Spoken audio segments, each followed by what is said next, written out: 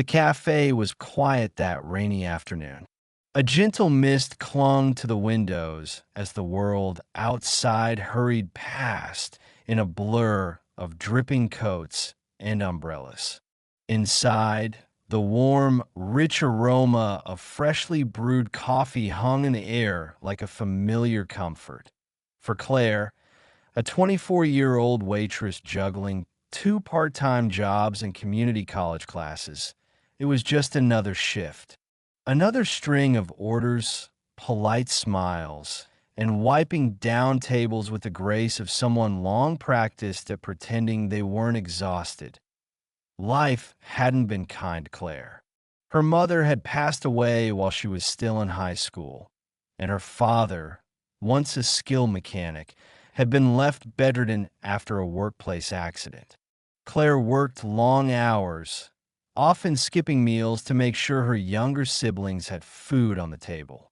Yet through it all, she carried herself with quiet resilience and a radiant warmth, offering kindness not because she had to, but because she believed the world needed it.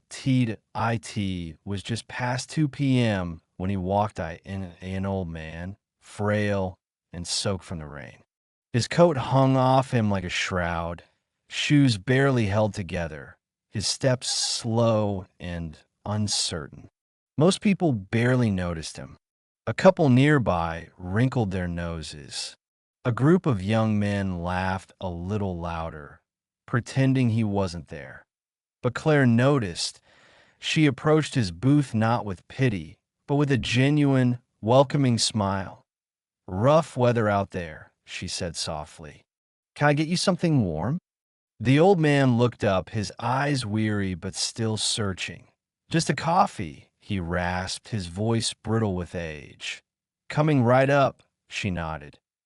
When Claire returned with the steaming cup, she noticed his trembling hands as he fumbled inside his threadbare coat, likely for a wallet she suspected was empty.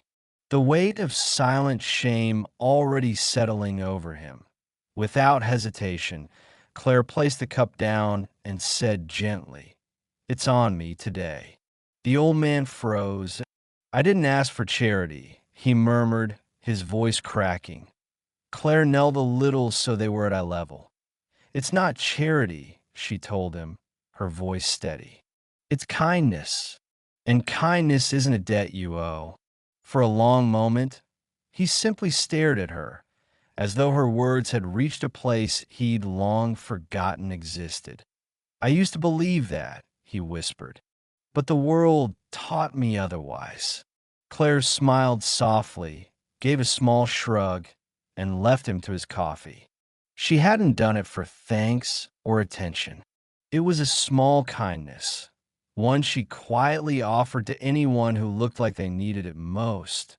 What she didn't know, what no one in that small cafe knew, was that the old man sitting quietly at that booth was Harold Winston, a reclusive billionaire and once the owner of Winston Industries.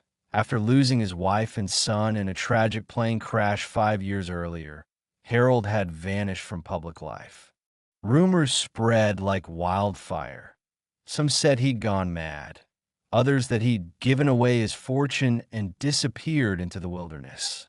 None of them were true. What Harold had lost wasn't his mind. It was his faith in people. Surrounded by luxury, assistants, and opportunists, he discovered after tragedy struck that most of those around him were far more interested in his wealth than his well-being. Even his own extended family had fought over his estate before he was gone. Harold left it all behind. For 2 years, he traveled from town to town in worn clothing, searching for something simple, a reminder that genuine kindness still existed, that someone, somewhere, would treat him as a man and not a bank account. And on that rainy afternoon, in that quiet cafe, Harold Winston found what he had been searching for. When Claire returned to clear the table later, the old man was gone. But beneath the empty cup lay a napkin. Written in shaky script were the words, "Thank you, not just for the coffee, but for reminding me that kindness still breathes in this world. Claire tucked the note in her pocket with a small smile and went back to work. The next morning, a sleek black limousine pulled up outside the cafe.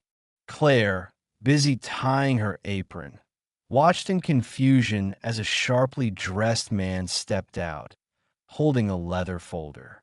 He entered, asked for her by name, and handed her a sealed envelope. Inside was a handwritten letter. Dear Claire, I owe you more than a coffee. I owe you a future. You once said kindness isn't a debt, but allow me not to repay, but to honor what you gave so freely. I am Harold Winston. You may have heard my name, though I no longer carry its weight in the same way. Enclosed is a check for $1,500,000. This is for your family, your education, and any dream you've quietly set aside. But that's not all. I would like to meet you again, not as a stranger in the rain, but as myself. If you're willing, come to the address listed. I have an offer that may just change your life. With deepest gratitude, Harold Winston. Tears blurred Claire's vision as she read the letter over and over. The name tugged at her memory, a name she'd heard whispered in news stories, once attached to global business ventures and philanthropy. Her coworkers gasped when she showed them the letter. One pulled out their phone and confirmed it. Harold Winston, the billionaire recluse, had been sitting at her booth, drinking a $2 coffee. The following day, Claire nervously made her way to the address, a sprawling estate hidden behind iron gates and towering hedges. She was greeted warmly and led to a sunlit room where Harold, now well-groomed and dressed in a crisp suit, awaited her. You came, he said, his smile genuine. I almost didn't believe it was real, Claire whispered. I wasn't looking for wealth or status, Harold told her. I was looking for character, for someone who gives without expecting anything in return. He gestured to a stack of papers on the table. I founded a new foundation in my wife's memory. Scholarships, shelters, job programs. I want you to help lead it, to be its heart. Claire's throat tightened. I can't promise it'll be easy, Harold added, his eyes kind. But I can promise it will matter. Tears filled Claire's eyes again. Yes, she said. Yes, I'll do it. Months passed. The story went viral. The Waitress and the Billionaire, capturing hearts around the world. Claire was invited on to talk shows, featured in magazines. But she remained grounded, still caring for her family, still working tirelessly. The foundation flourished, changing thousands of lives. And Harold, once a broken man, found a family in Claire. She became like a granddaughter to him, and he mentored her not just in business, but in life. What began as a simple cup of coffee became a story about the enduring power of kindness, a reminder that in a world often cold and transactional, compassion is the true currency. Claire didn't just serve a cup of coffee that day.